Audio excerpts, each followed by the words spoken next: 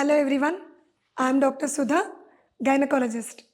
ఈ మేనరికం గురించి ఎన్నో అనుమానాలు ఉంటాయండి చాలామందికి. ఎస్పెషల్లీ మా గైనకాలజీ డిపార్ట్మెంట్లో అయితే వచ్చే పేషెంట్స్కి ఎన్నో అనుమానాలు ఉంటాయి. అయితే వాటిల్లో కొన్ని డిస్కస్ చేద్దాము. ఎలా అంటే ఇప్పుడు మన సొసైటీలో ఎంతమంది మేనరికం చేసుకుంటున్నారు అనే ఒక సర్వే జరిగింది.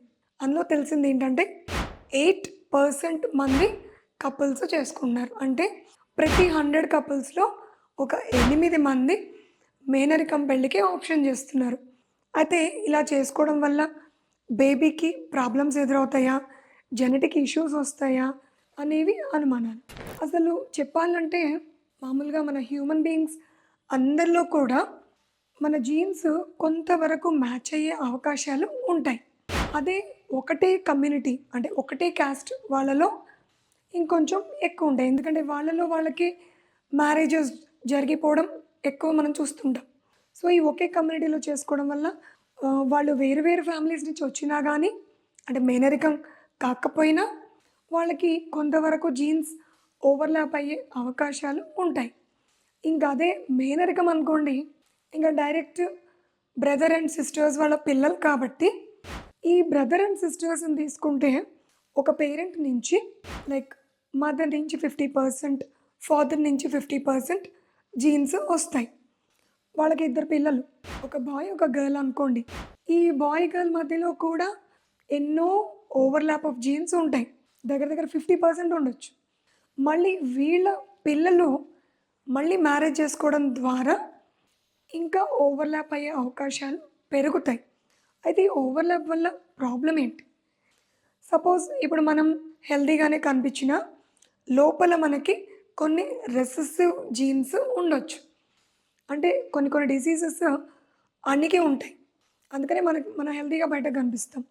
బట్ అది ఎప్పుడైతే ఇంకొక రెసెసివ్ జీన్ తోటి కలిసిందనుకోండి, అది ఒక డామినెంట్ ఎక్స్ప్రెషన్ వచ్చి దానివల్ల బేబీకి ఒక ప్రాబ్లం గానో, జెనెటిక్ ఇష్యూ గానో, లేదంటే ఫిజికల్ ప్రాబ్లం గానో బయటపడే అవకాశాలు ఉంటాయి.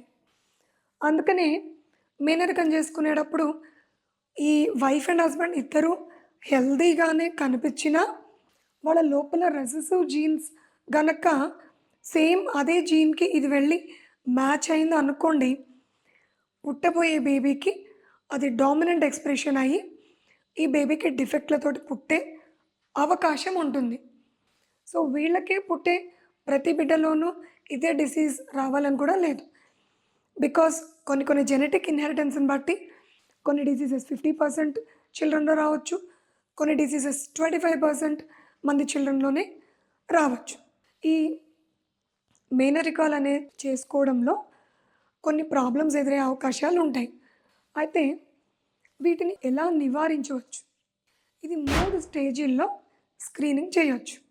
ఒకటి ప్రీమెరైటల్, అంటే పెళ్లి చేసుకోక ముందరే కపుల్ గనక వాళ్ళు చేసుకోవాలి అని అనుకుంటున్నప్పుడు వస్తే వాళ్ళ జీన్స్ని క్యారియర్ స్క్రీనింగ్కి పంపించి వీళ్ళకి ఏమన్నా పిల్లల్లో వచ్చే అవకాశం ఉందా, వీళ్ళు ఏమైనా క్యారియర్స్గా ఉన్నారా అనేది తెలుసుకోవచ్చు. అండ్ సెకండ్ది ప్రీ కన్సెప్షనల్ కౌన్సిలింగ్. అంటే వీళ్ళకి మ్యారేజ్ అయిపోయింది ఆల్రెడీ, బట్ ప్రెగ్నెన్సీ ప్లాన్ చేసుకునే ముందర వీళ్ళు మా దగ్గరకు వస్తే అప్పుడు కూడా వీళ్ళ స్క్రీనింగ్ చేయడం వల్ల నెక్స్ట్ పిల్లలకి ఏమైనా జెనెటిక్ డిఫెక్ట్స్ అవకాశం ఉందా తెలుస్తుంది. ఇంకా 3వ లెవెల్, ఇది ఇందులో మనం డిటెక్ట్ చేయడం తప్ప నివారించడం కష్టం. ఎందుకంటే ఆల్రెడీ ఈ అమ్మాయి ప్రెగ్నెంట్ అయ్యింది.